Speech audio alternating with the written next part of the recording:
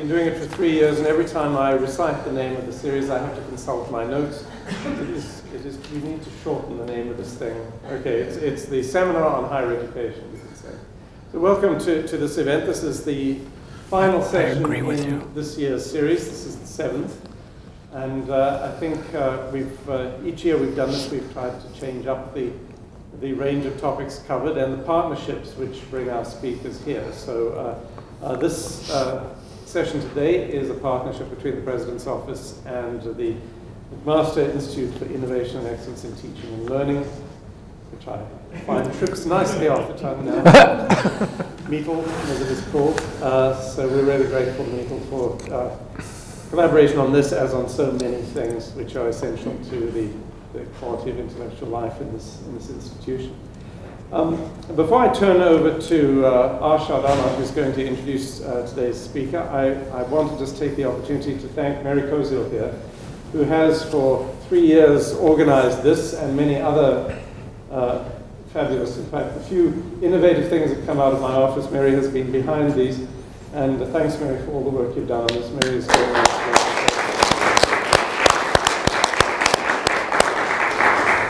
in a few years, if you're looking for an outstanding physician with a profound social conscience, there shouldn't be. So let me turn over to Arshad. And good afternoon, everyone. Welcome to the McMaster Seminar on Higher Education presented by the Office of the President. So my name is Arshad Ahmad, and I have the pleasure of serving as your AVP Teaching and Learning and as the director of MEETL, stop right there, to co-sponsor today's event and to introduce to McMaster a truly one-of-a-kind speaker, and that is Dr. Lee Gass. Now, depending on how Lee shapes his remarks, which I really don't have any idea. I don't either. But what I do know is that he will tell us stories on transformation in higher education. And these stories are about students, faculty, and administrators who can sometimes create magic together. That's, in fact, the title of his talk. That's about all I can tell you as to what he's going to do. But I can share with you that I met Lee more than a dozen years ago, and he and I were part of a small team of colleagues sort of wandering about Canada to talk about teaching and technology that was then sponsored by McGraw-Hill Ryerson. But to this day, I have never heard Lee talk about technology until this morning, where he briefly said one sentence, and he said, "Remember, it's a tool, period." But he also confirmed this last night when I got a call from him, and he said, rather matter-of-factly, that he missed his plane, and that, you know, what should he do? So I said, well, okay, we'll get you on a plane. It might be that you have to do the red eye, and that's what he did. But he also said something else. He said, you know, Arshad, this is the first time I'm going to be using slides. So this will be a first in Lee's career, and we have the great pleasure of experiencing that with him. Well, despite the choices that Lee will make, I think you will find a very unusual website that he has authored and archived many of his stories. I think he's a master storyteller. And in one of those stories about what he titles the currency of the 3M National Teaching Fellowships, he starts with the following, and I want to just quote him just for a bit. Quote, "We are hiring you for your teaching," Peter Larkin told me on the phone, "but we'll fire you for your research. And don't you ever forget this." I never forgot it. How could I? But I learned to live with and understand it and eventually turn it to a great advantage. So Lee Gass has earned his PhD in biology from the University of Oregon, and he is currently a professor emeritus of zoology at the University of British Columbia, where he was a leading research scientist for 3 decades, a research scientist with a particular interest in hummingbirds. But for the last decade in particular, his focus has been on his career as a professional sculptor, in his own words, on, quote, transforming how undergraduate science education is conducted by students and professors, particularly in building true communities of scholars, unquote. This is a man after my own heart. He played a key role in developing UBC's Science One program and the Coordinated Science program, both initiatives built around innovative learning environments. He was also the lead advocate for the developer of UBC's Institute for the Scholarship of Teaching and Learning, that has really taken off. He has several awards. I do want to mention three. One is the Killam Teaching Award for the Faculty of Science, another the Case CCAC Canadian Professor of the Year Award, and then the Currency Award, the 3M National Teaching Fellowships. So Lee Gass, a sculptor, a hummingbird researcher, gifted teacher, a learning innovator, a good friend, and this afternoon's guest speaker. So please help me welcome Lee Gass. What an honor it is to be here for several reasons. You need to know a little bit about what I do. This winter, my wife was in the city a lot of the time, and sometimes I didn't see a human being for a week or 10 days. I didn't hear a car. I live out in the woods. I go to my sculpting studio in the morning, I come back at night, and the other day I realized that in the last 5 years, I've spoken to more than 3 people at a time, 0 times. So this is a treat for me, because that's what I was fueled by for 40 years. And I get fueled by it. This morning was wonderful. So I want to start just by showing you some pictures of some of the work that I do now. There's some lessons in it for what I'll talk about later, but I also want to give you some homework about forward with integrity. Because in developing sculptural forms, I've been using the term integration for a long time. The work that I have to do to bring a surface, not the texture of the surface, but the form of the surface, into a state of what I think of as integral, or having integrity, or being one thing perceptually. That's central to what I do. And what I want you to do is look at the forms and just meditate on the notion of integrity. And maybe we can talk about that at the end. When I was putting the slides together, I was really struck by my own history and how important integration has been for me, not just as a sculptor, but as a scientist, and especially as an educator. So I want to start with something I wrote in a notebook during the week of my 40th birthday in 1982. I was by myself at the north end of Galliano Island. I took 6 weeks during my first sabbatical to just carve. My grad students knew they could come out and talk to me. They could phone me anytime, but I was not going to town. I didn't even go to town for Herbert Simon the first time he came. And during this week, I did a lot of arithmetic. Like 2 times 20 is 40, and what have I accomplished? 2 times 40 is 80, and I better get a move on. And it was sort of your existential crisis. And during that week, I realized that in the 4 or 5 weeks leading up to then, I'd had a great time. It was the most time I'd ever spent carving. But I didn't seem to be accomplishing anything. And I stayed up all night just worrying about this. Like, how come? What's wrong? And it was starting to get light, and I realized what was wrong. I had my art in the recreation category, and I've never been very good at recreation. I've never understood what it was about. Work, I understand. I picked my sculpting up, put it in the work camp. It was light enough to work, and I went out and I learned more about carving before lunchtime that day than I had in my whole life before that. I started when I was 5. It was amazing. And the key is what I wrote down. And let's see if this thing works. That's the first part of it. Behaving as if sculpting were my life's work. That's a mantra for me. And as long as I remembered that, everything worked. Whenever I forgot it, things started falling apart. I'd make mistakes that I didn't need to make. So there's something there for you to think about.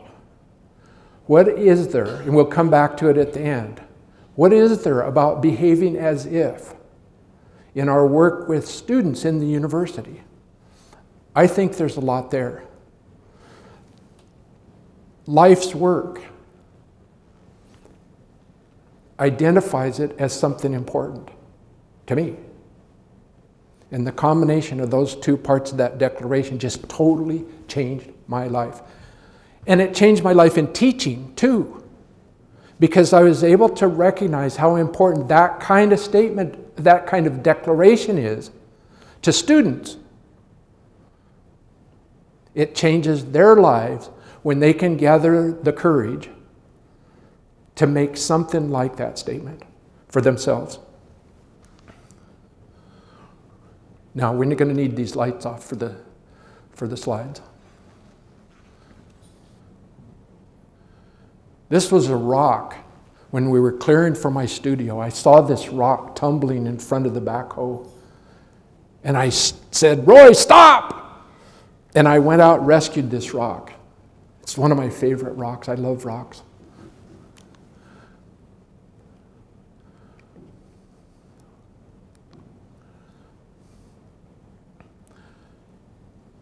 I mainly carve rocks, but I also make bronzes from the stone originals.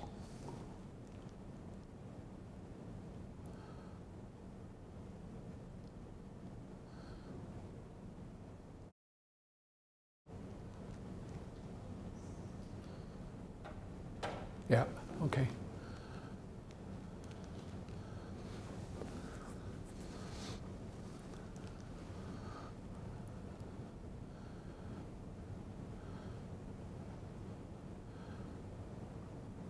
What do I mean when I say to myself that I'm integrating a surface?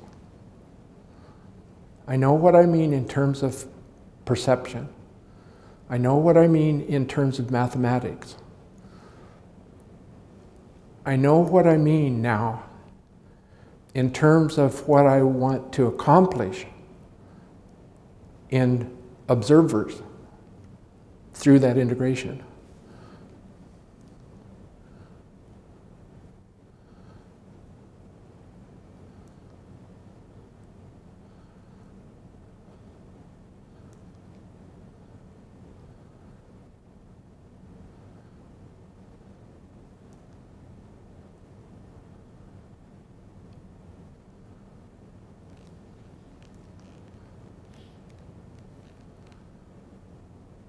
A lot of these are rocks picked up off the beach, carried home illegally. Not quite dark enough in here for these slides. Sorry about that.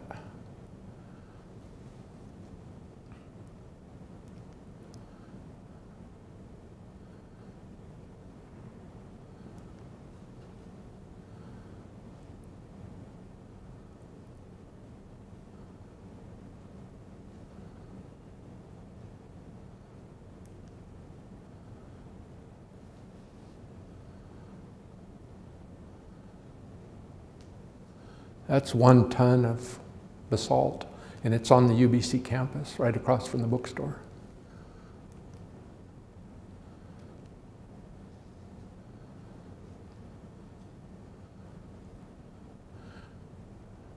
I use this tool to find imperfections, and you can see some imperfections in this finished piece. imperfections of form. That's another simple technique. Just a piece of graph paper reflected in a surface of bronze that I'm working on.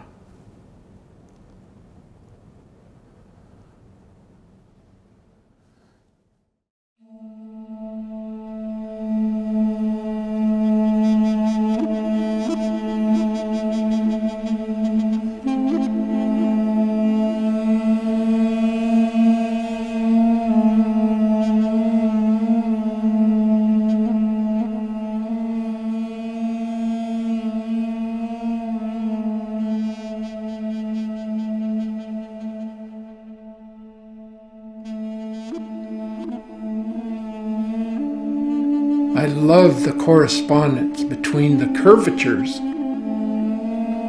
of the outer and inner surfaces. They're obviously very different surfaces, but they're related. And somehow that just turns me on.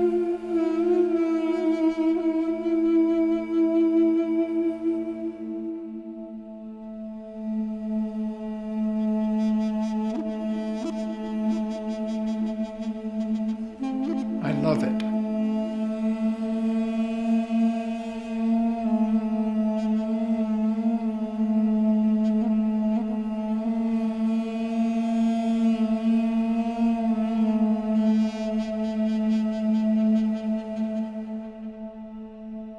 From my perspective, the most interesting thing about this sculpture is that it is stable in 3 different ways.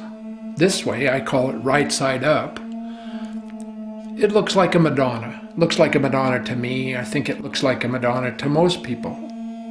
Upside down, it seems like the same form, the same sculpture, the same person, the same Madonna.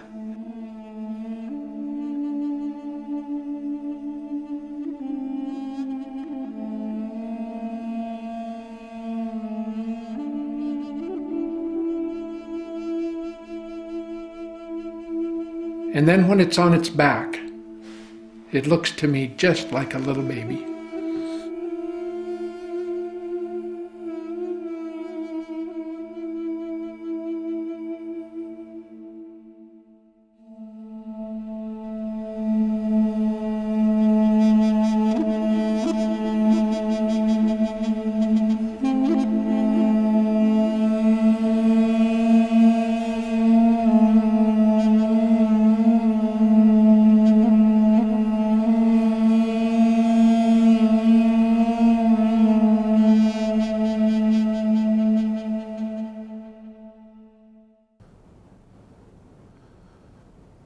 So that's it. That's what I want you to think about. Sculpting, there's nothing magic about sculpting. The magic is in the declaration. How do we get students to the place where they'll make that kind of declaration for themselves as first-year students, first day of class? It can happen.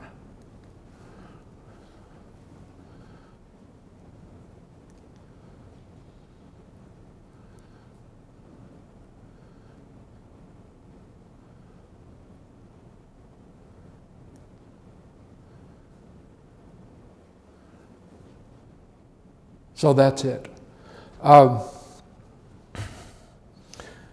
It can happen, but it didn't happen at the beginning of my teaching career. And I want to start with a story from the first year of UBC.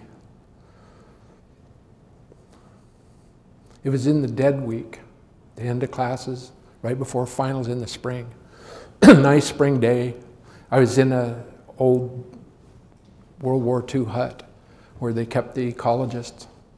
And I had one of those swing out windows by my desk with bathroom type glass in it. You can't quite see through it, but you can see shapes. And I was in there trying to write a paper. And the way I wrote papers back then is I'd scribble on a few words on a piece of paper, then I'd wad up the piece of paper, throw it at the garbage can, get another piece of paper, write a few more words, throw it away, and I did that all afternoon. That's how I wrote papers. But I was aware that there were two people sitting on the front porch of this old hut on the steps, just talking with each other quietly. The window was open. I could tell they were female people. And then after a while, my stomach started growling. I thought, well, that's about enough writing for the day. I'll get my motorcycle and go home, have some dinner. And on the way out to the back where I kept my motorcycle, I thought, I'm going to stop and look out that front door, see who that is out there. Well, it was two women from my first year biology class. So I went out on the porch and I said, are you trying to work up your courage to come in and talk to somebody? And they said, yeah. I went, well, was it me? And they said, yeah. We're not going to take the final. And I said, what? I said, we're not going to take the final. And I said, why? You came to class every day? You participated? You took all the tests? You're doing fine. What's the problem? He said, well, but we didn't learn anything. And I thought, I'm not very good, but I'm not that bad. I mean, you can't have not learned anything in my class. So I said, oh, come on, give me an example. Give me an example of something you didn't learn. Now, that works, I'm telling you. I didn't know what I was doing that first time, but I've done that 1,000,000 times since. It works. And it even works if they know what you're doing. So I said, give me an example. And they said, well, just everything. And I said, no, come on, please. And I was starting to cry. Give me an example. Tell me, what didn't you learn? And they said, well, photosynthesis, then. And I said, well, okay, what didn't you learn about photosynthesis? And they said, just everything. And then they started talking to each other. And they say, well, it's in plants and works on sunlight. And not all plants, one of them said, just some plants eat dead stuff. And just green plants. And it's just the green parts of plants, in fact. And well, some of the plants have green stems too. And back and forth, and like I wasn't there. And they said, well, you know, it's mainly in the leaves. And way down inside the leaves, there are these little bitty things called chloroplasts. And that's the green part. And then inside the chloroplasts are these little stacks of pita bread in there, green pita bread. And there are molecules embedded in these pita bread pockets. And they're just talking to each other. And they said, well, you know, and there's all these different, there's chlorophyll, and then there's all these accessory pigments, and blah, blah, blah, blah, blah. All these details that they didn't learn, supposedly. And they went on and on and on, and they said, you know, and they got all excited. And one of them kind of looked up like that in the sky, and somehow managed, because she said, now imagine a plant. So I imagined a plant. And then she looked up there, and I looked up there, and the plant was up there. I'm looking at this plant while she's telling me what to look at, about like all these pita breads and things, and I could see them. And then she zoomed it up, and I could see the molecules in there. And then she says, and then there's a photon of light comes winging in from the sun. And most of them just go flying right by and warm up the atmosphere and warm up the dirt and all that. Some of them hit the plant. Some of those go just zoom right through the plant. But if they hit the green part, then all hell breaks loose. It said, for example, if it hits the chlorophyll molecule, that chlorophyll molecule starts resonating like this, and she started shaking like she had some kind of disease. And then she said, and it gets all excited, and it kicks off a pair of electrons. And this other molecule that's right there in the membrane picks up those electrons and starts passing it along like this. And it keeps passing it, and then it's a glucose molecule. And it's silent. And I thought, what is going on here? Because they knew everything. And they didn't think they knew anything. And I said, what's the problem? And they said, well, you keep talking about energy. And it's energy this and energy that. Everything's energy, and the physics teacher talk about energy, and the chemistry talk about energy. Even sociology, they talk about energy. But what is it? And I thought, well, I don't have a clue. I didn't know. I still don't know. I don't think anybody knows. And I said, well, it's just what does stuff, right? Isn't that what your textbook says? I never read the textbook, so I didn't know. And they said, well, yeah, I mean, sort of. I mean, it doesn't say it like that, but that's what it says. And I said, yeah, okay, well, that's what it is then. And is that what it means in physics? And I went, well, yeah. Chemistry, yeah. What about sociology? Yeah, it's what does stuff there too. And so, well, that's what it is then. And they said, then they started crying again. They said, well, we're still not coming to the class, to the final. And I said, oh, come on, just come to the final. How about this? How about this? What about if I ask you something you don't know? Just make it up. And they looked at me like that. You can't talk like that. This is science. And that's the end of that story.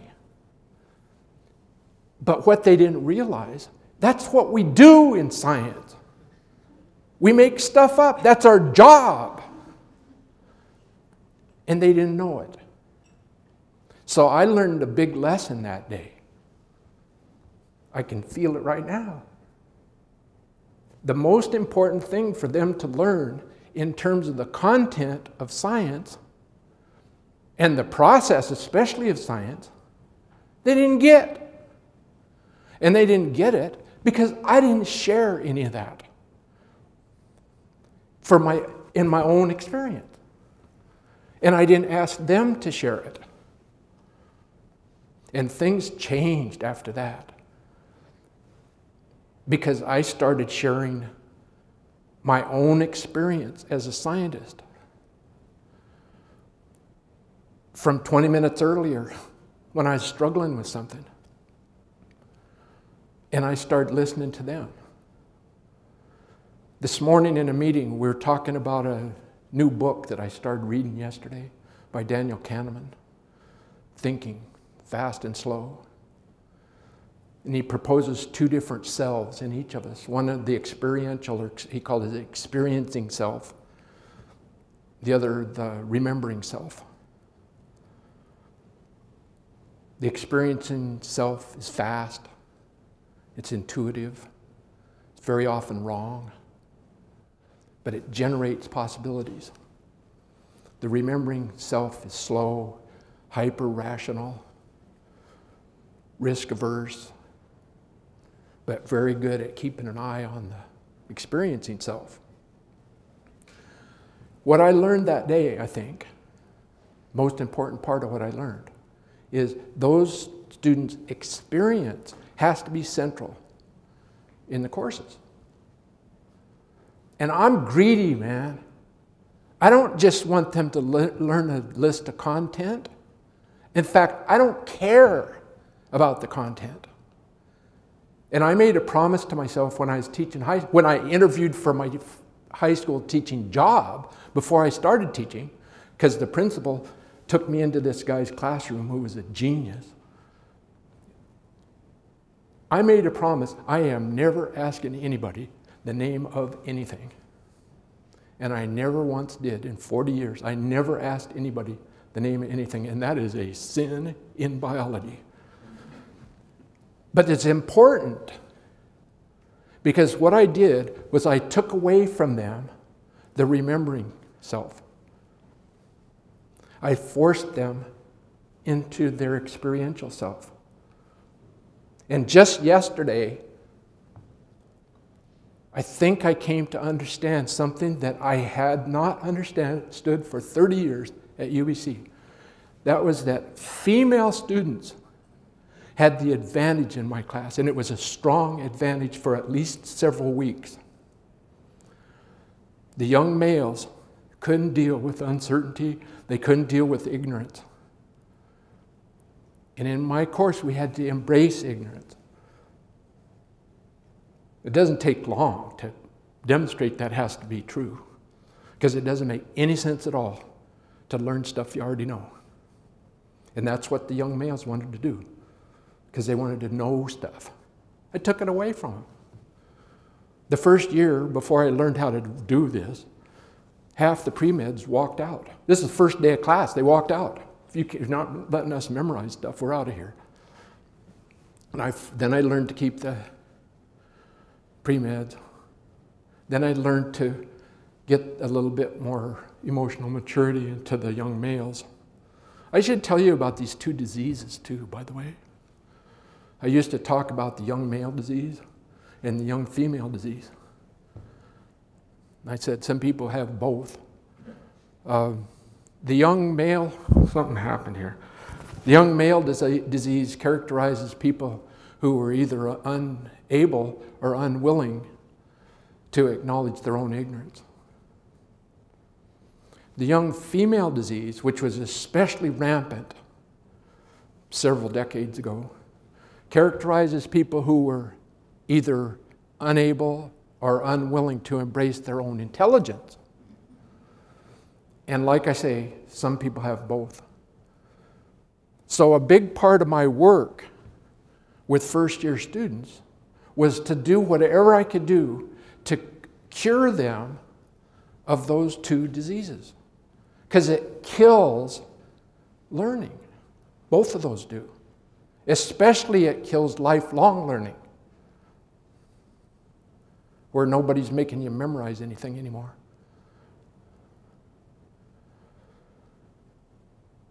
And I think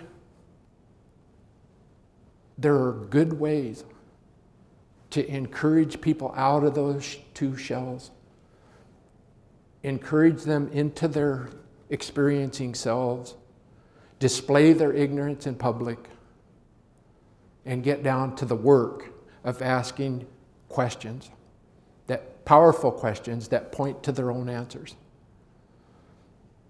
Now, that was one thing I think I understood yesterday in reading about 20 pages of this book.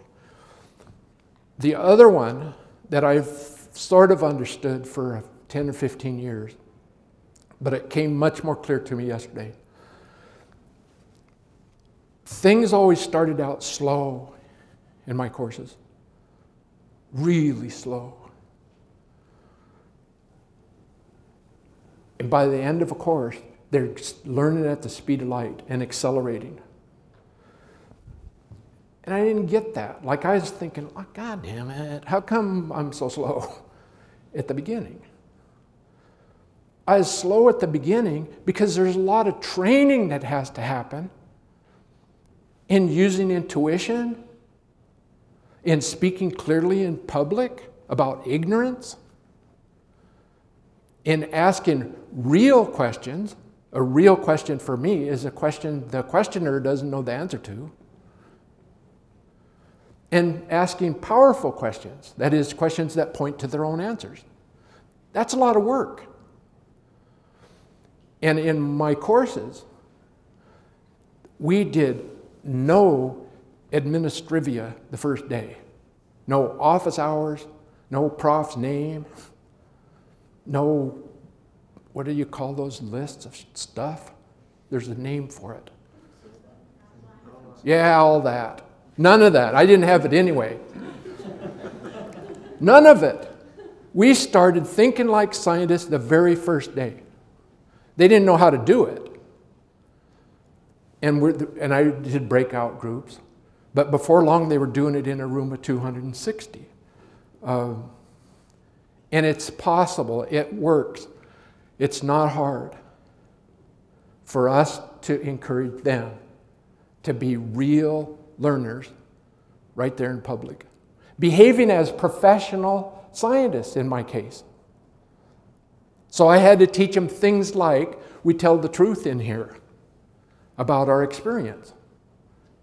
If the dial says 6, we write down 6. That's the rules. And there are various other rules. And when I began to work in interdisciplinary settings with other scientists, I learned the rules in biology are different than the rules in physics. The rules in physics are different than the rules in chemistry. One of the big problems for the students in Science 1 is the physicists liked Greek letters, and the chemists hated Greek letters. And the students thought that made a difference until they finally got it. Oh, these are just symbols. And Luis Sobrino started changing symbols on them in the middle of a lecture. And they got it. Said, oh, he's just playing a trick on us. So what I'm talking about here is culture. There's a culture of the discipline, the professional discipline, that we need to introduce those students to. Because if they're going to be what Buckminster Fuller thought he was, which was a verb, they got to do process. I don't mean due process. I mean they have to perform processes that are legitimate processes in that discipline. I think that's true of all disciplines. We're cultures. We have language. We have protocols. Students can learn that stuff, and they learn it fast. When we invented Science 1, Science 1 happened when we got a new dean, Barry McBride. You know Barry? He's fantastic. We had to train him when he was dean. But he's trainable. And when he came in as dean, they had a thing at UBC called Arts 1. And it was maybe 18 or 20 years old by then. It was a very successful interdisciplinary, program in the humanities, where they get a small team of profs from different humanities, work together, and they make up some course name like, Aboriginal notions of whatever. And they do a whole year on that. And they're writing everything they just did everything. Arts 1 students are no different than other art students when they come in. Coming out, they're the best writers in the whole Faculty of Arts, they're the best thinkers, and so on. Something about interdisciplinary discourse, both in terms of content and in terms of process and in terms of social norms. Something about that that's powerful. Well, when we started doing it, 4 profs, 4 research professors. In the first year, we only had 36 students, 100% buyout to the departments for the people who were in that. So that's all we did. 21 hours of class a week, and we all went. And we didn't sit there and do our other stuff. We were there. We'd butt in. We'd argue with each other. We'd start interdisciplinary fight. You can't talk about that except in the context of thermodynamics. Well, you get up here and talk about it then. And the students are hearing this. They think, oh, they're going to get in a fight. They didn't realize that's what we do all day long. So they started learning that. But in one day, if it was Wednesday, we had 4 hours of class on Wednesday. So the students would have to put on their biologist hat for an hour, then they have to put on their chemist hat, and then they have to put on physics, math hat. They're changing cultures during the day. Very quickly, they learned to speak the different languages. And when they were challenging us, say challenging me, I was easy to challenge because I didn't know anything about chemistry or math or physics. If the students challenged me on some chemical point, they'd use the language of chemistry. If I didn't understand what they were challenging me about, which I didn't sometimes, they'd translate that into the language of biology so I could understand it. That was early. That was before Thanksgiving. So they had it. And it was magical. It was magical for them when they came popping out of first year and hit those big, ugly second-year courses. You got those here? Like big, ugly second-year courses with 1 million students. And somebody up there in front talk as fast as they can talk. Get it all down, spit it back. those Science 1 students hit second year. It was awful. These profs had come to us, and what are you doing in there? We can't shut those kids up. So what are they talking about? Well, they're just asking questions. Are they good questions? Oh, yeah. And Linda Matsuuchi came to me and she said, what am I going to do? And she was like a second year prof. What am I going to do? What am I going to do? And I said, what's the matter, Linda? And she said, those kids are getting closer and closer and closer to the part I don't know. And I said, I don't know what you're going to do, Linda, but you're going to do something. I have faith. And meanwhile, I'm whipping up those students with a stick because they're doing what they're supposed to be doing. And you're going to do what you're supposed to be doing too. So it worked. But it worked for us too. Even it took us 2 years to plan this thing. The first year, all we did was fight with each other. You remember Khrushchev and his shoe?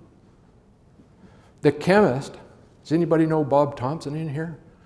Bob Thompson was the chemist in this planning committee. And he was the representative of the chemistry department. And he essentially took off his shoe and pounded on the table. It was his fist, actually.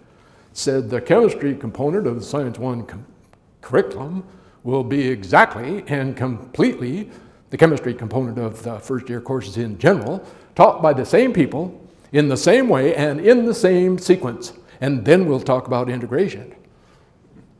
Well, I was just as bad, because I didn't realize these things I just told you about culture. I thought those people were crazy. Well, they were. But I was too. We didn't listen to each other. The only thing we liked was eating lunch together, because we could tell jokes about each other's lunches. And then the second year, we realized we sort of liked going to these meetings, even though we didn't accomplish anything. And somebody, oh, it was me actually, I said, hey, what about this? What if we did duets? Can you imagine saying that to a bunch of scientists? So what do you mean duets? We don't do duets in science. No, I mean like little partnerships between two different disciplines. And they didn't understand. Well, in Science 1, the first year students were doing the wave equation. First year students don't do that, science students, Schrodinger's equation. But they can do it if there's a physicist and a chemist and a mathematician all working with them and working with each other. That was fun. It wasn't all fun though. Like for example, when I was introducing a big long unit on energy, and I was given my thing, I'd get on my horse and I'd do my thing that I'd been doing forever, telling lies. Teachers tell lies. All of them. They call it simplification. They're not ready for that. We just give them the watered down version. And we do that by lying. Well, that's okay for students because they don't know you're lying. But try to lie to these colleagues who are sincerely trying to understand this crap you're stuffing down their throats. They can't understand it. Why? It's not understandable, that's why. And so I'm doing this, and I didn't mention thermodynamics once. Then Luis Sabrino stood up. We never stood up. We never raised our hand. We just butted in. But Luis stood up, and he waited for me to call on him. I said, Luis? He's in his last 2 years of teaching, his thick Spanish accent. He's from Cadiz. And he's a theoretical physicist. He'd never taught first year before. And he stood up, and he said, when I called on him, Luis? And he said, Dr. Thompson and I, the representative of the Department of Physics, or of Chemistry, and we're sitting here trying to understand what you're talking about, and we don't have a clue. And one reason is you can't even talk about these things without thermodynamics. And he invited me to defend myself from the students, which I stupidly tried to do for a few minutes until I realized he had me. I couldn't. I didn't know enough about thermodynamics even to understand why this was important to him. And so finally I just said, okay, Luis, you got me. You're right. But I can't do that by myself. I need your help. He said, you sure do. And you need Dr. Thompson's help here. We didn't call him Dr. Thompson. He needed Bob's help. And Leah Keshet in the back said, and you need my help too. Well, I got it. I got their help. And we did everything to do, every part of biology that had to do with energy on a much, much, much deeper level than I'd ever managed to do before. And they remembered it forever. Partly because we used so many stories in our teaching. And once a story gets into you, you can't get rid of it. It's just there.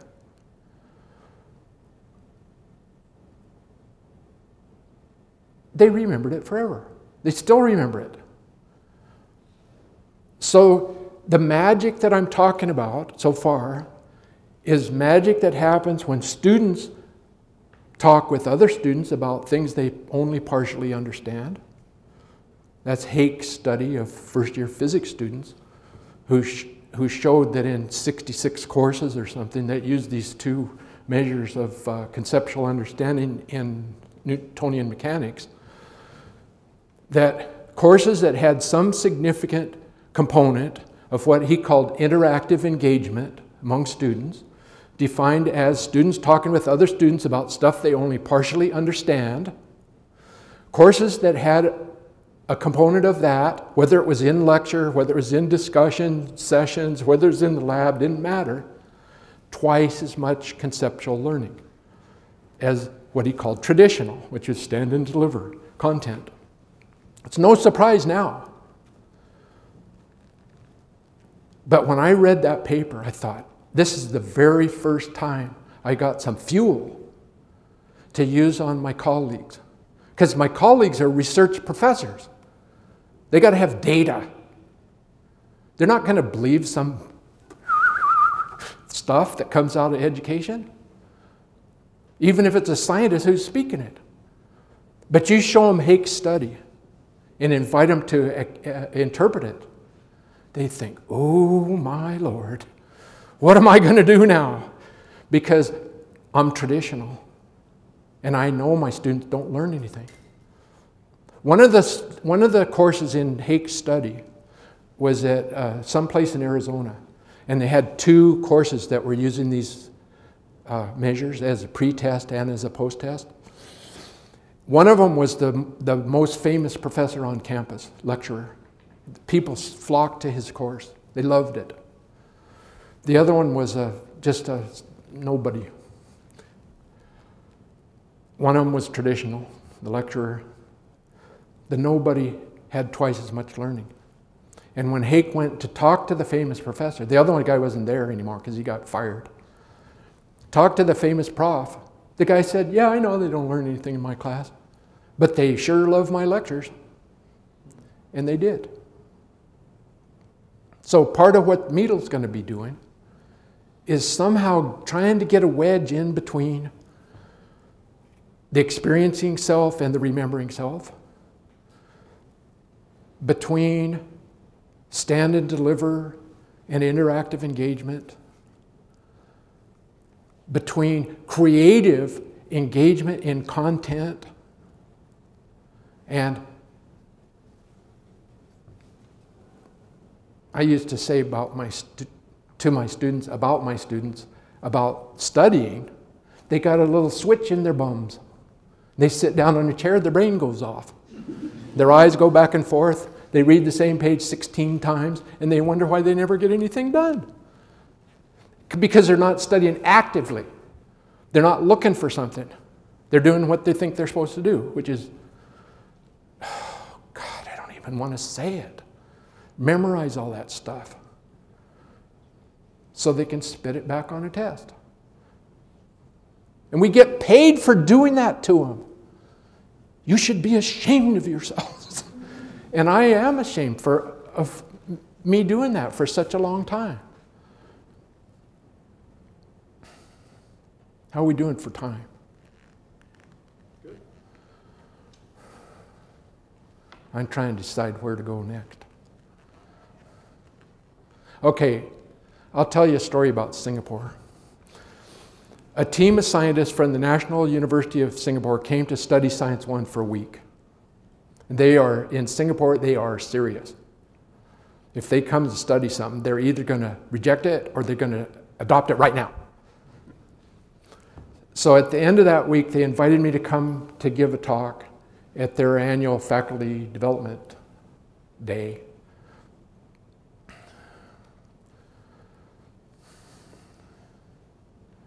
And help them design their own version of Science 1, which is now called the Special Program E in Science.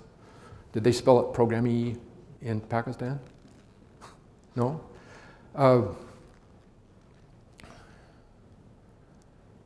And then I got worried. Because my way of approaching students is culturally grounded. Maybe it can't work in an Asian culture. So I started asking people. There are a lot of Chinese people in Vancouver, a lot of people who have lived in Singapore. There are a lot of Caucasian people who have worked from various places in Asia. I started asking them. They went, no, no way. You can't do that shit there. And they're not going to risk anything. So I got on the horn and I talked to the people in Singapore and I said, I got to have a session with students. I got to have at least a 2-hour session with at least 40 students, because I got to test my assumptions before I help you make something that's not going to work. And they said, well, we can't get students. That's dead week before finals. They'd be home studying. I said, food. Food. That's all you got to do. I said, good food, too. They know how to make food in Singapore. And they know how to bring it in steam tables real slow. So that's like that. It was amazing. But what happened at the beginning, this is dishonest, and I'm proud of it. But I had to see if they'd trust me, so I had to lie to them. And so I got up, they introduced me, I got up and I was mumbling to myself like, this is a trick that I always did to my own students. I'd talk to myself just loud enough so they could hear. And then if they said something, I said, I wasn't talking to you. But I wanted them to hear it. And I was saying, well, I don't know whether I should tell them. If I tell them, they're probably going to think I'm stupid. And oh, well. And I said, well, you know, when they invited me to come over here, I got so excited. Come over here. And first thing I did when I got home, I got my atlas out. And I looked up there at the top of Malaysia, right, for Singapore, where it was. And I couldn't find it. And they were polite over there, too, especially to professors. And they didn't smirk or anything. They thought, why would anybody ever look for Singapore up at the top of Malaysia? Because it's not. And I said, and I kept looking for it. And then I started making bigger and bigger circles. And I got all the way over to Bangladesh and all the way over to Vietnam. And finally I found it down at the bottom of Malaysia. Isn't that stupid? And their face said one thing, and their silence said the same thing. And then I said, but don't get too arrogant, because we're going to be working on a problem on the west coast of British Columbia, on Vancouver Island, in fact. Does everybody know where Vancouver Island is? Everybody knew where Vancouver Island was. And I said, how big is it? They said, big, really big. I said, well, bigger than Singapore? And they had to talk with each other to see if it was bigger than Singapore. Singapore had fit in some of the lakes on Vancouver Island. And they decided it was bigger than Singapore. And then they had to get into a big argument about how much bigger than Singapore it was. It was like maybe even twice as big as Singapore. Well, that broke it loose. And those students were going nuts. They were challenging me. They were challenging each other respectfully. They were just like our students. It was wonderful. And at the end of it, all these profs that were in the back came running up. What did you do? What did you do? And I said, I don't know. I wasn't paying attention. What are you talking about? They said, well, how did you get them to talk? I said, I don't know. What do you mean, get them to talk? And he said, well, you must have done something to get them to talk. And I said, no. Maybe the only thing was they knew I wanted to hear what they had to say, which is the correct, true answer. They could tell I wanted to hear what they had to say. Well, there was an interesting 3 months working with the profs, because it was really hard for the profs, just like it's hard for profs here, to be what Carl Rogers called transparently real.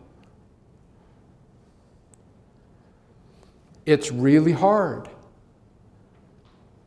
to listen to a question that's expressed clumsily and mistake it for a stupid question and say so.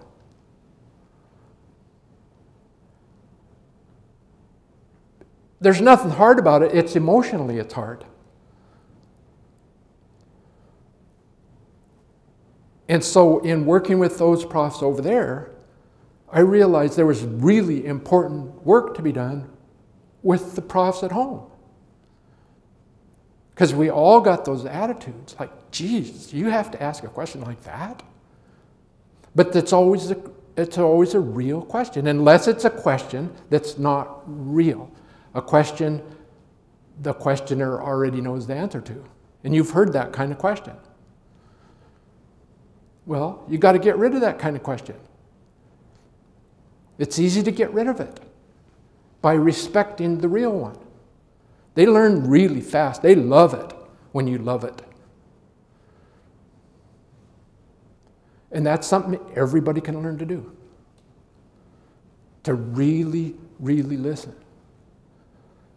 And I had to learn to listen before they said anything. Because their body language is speaking all the time. Their eyes are speaking, and you can see their eyes close down a little bit if you say something wrong. I say things wrong a lot. Like Luis Sobrino said, I can't do his accent, but he said, the probability of me getting the sign wrong in an equation, that is a plus or a minus, is approximately 50%. So keep an eye on me.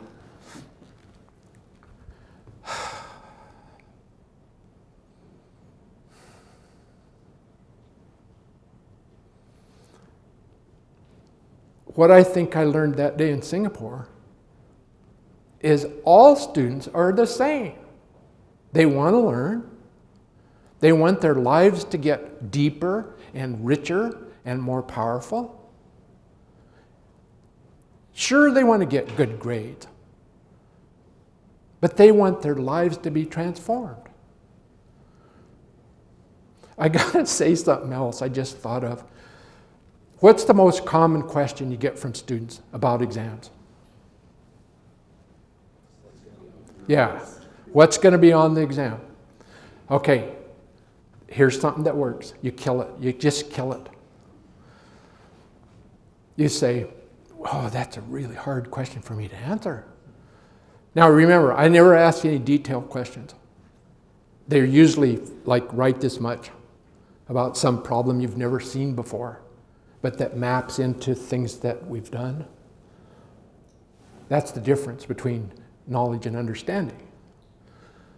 Understanding is the facility that we use when we enter a situation we've never been in before, and we recognize in that situation elements of what we do know well and operate with those old elements in the new situation. If I was serious about understanding, and I was, I had to, I'm going to use the word invite students to deal with stuff they'd never seen before on the final. And it was a challenge to write good questions like that, because they really did have to map into the old things. But they couldn't map in a superficial way or they'd get it too quick. Because I wanted to sit there and watch them sweat, right? And they'd just sweat and sweat and sweat and like that. And then they'd look up at the ceiling and then poof, something happened, they start writing. And I ask them when they hand in class, how'd you do? They went, I got it. I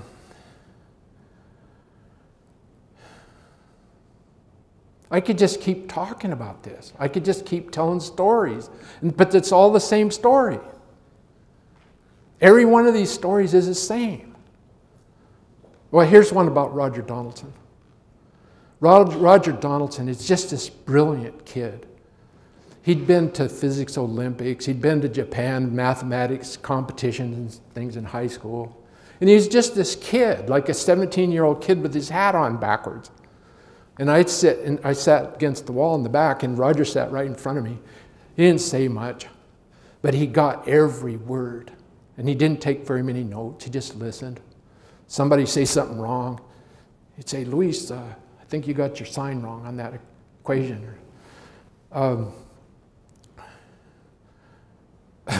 But one day, Juliet, the director of science once said, you better talk to Roger. He's really scared he can't do biology. And I said, what? Roger? She said, yeah, he's scared. He's been talking to me every day for the last few days. He even said he had a dream about it. And he says he's going to come talk to you. But it looks like he might be putting it off. So I said, okay, talk to him. And then I forgot about it. I came in their office the next day, and Roger's standing at her desk talking to her. So I just stood in the doorway, waited. And then he got through, and he started backing up like this, talking to Juliet. And then he turned around, and there I am, right? And he's headed out. So I turned sideways in the door, and he starts doing this to get past me. And we got stuck, like belly button to belly button, in this doorway, like this far away. And so he couldn't move. And he said, well, you know, I've been meaning to kind of come talk to you, and said, can we talk sometime? And I said, yeah, how about now? He went, well, okay. And he told me this dream. And he said, in this dream, you know those questions you always ask, and you bring up these situations that have all these parts to them, like there's biology is so complex. He said, you can't solve biology. Physics you can solve because it's only got 2 or 3 variables. How many variables does biology have?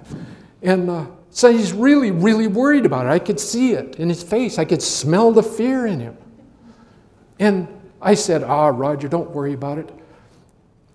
I mean, they let me be a biologist. You think they'd let me be a biologist if it was hard? And he thought about that. He went, oh, okay, I guess I can do it if you can do it. And that was it. Okay, that's the first part of that story. The next year, a bunch of associate deans in the science deanery, they call them deaneries here? Yeah, it's kind of a weird thing to call them, but they call them deaneries here. They wanted me to be part of their skit on the first day of school when all these first year, 1,500 new science students come, and they go to the Chan Center. And I said, I'm not going to be part of your skit, but if you want me to hold a discussion with them, I will. And they said, you can't hold a discussion with 1,500 students. I said, you watch, but I'm not going to be in your skit because I know it's going to be silly and I don't want to do that. They went, okay, it's your life. And we had a discussion, and they were asking me real things from way up there. But one of the things I said there in that day, I said, if anybody ever calls you stupid or implies it, I want to know about it. Because I don't want any of that kind of thing in my university. Barry was there. Maria Clave was there. And all these 1,500 students. Well, meanwhile, Roger's in second year. And he took a third-year math course. Then didn't have the prerequisites for it. But he'd just been reading on just for fun, reading second-year courses. And so he's in this first day, third-year course. The prof said something that contradicted the reading for the first day of course. And Roger said, well, I don't understand. Like, the book says this, and you just said that. Can you help me understand that? And the guy called him stupid and said, you shouldn't be in this course. Roger's now got his PhD from Caltech, and he's doing very well as a private consultant in Vancouver. They called him stupid. Well, I found out about it, not from Roger, from Mark McLean in first year in Science 1. And I said, get Roger and send him, I got to see Roger. Roger came, and I said, were you being a jerk, Roger? You know you can be a jerk sometimes. And he said, no, I wasn't. I said, were you asking it respectfully? He said, yeah, I just wanted to resolve this difference. I said, okay, I'll handle it. It was late afternoon. Barry had already gone home, but Barry had heard me say, I don't do this in my university. The day before. I didn't have Barry's phone number, so I sent him an email. He phoned me at 10:30 at night or something. He said, okay, what's the story? I said, well, it's what I said in my email. He said, was Roger being a jerk? I said, nope, I talked with him. He said, okay, I'm not going to tell you what's going to happen, but something's going to happen. And it'll stop, and it will stop for the whole department. Is that good enough for you? Because I told him in my email, I'm going to meet my first year students tomorrow morning. And I'm going to have to tell them I lied if you don't fix this. He fixed it. That's what I mean by Barry being trainable. But he was provost by then.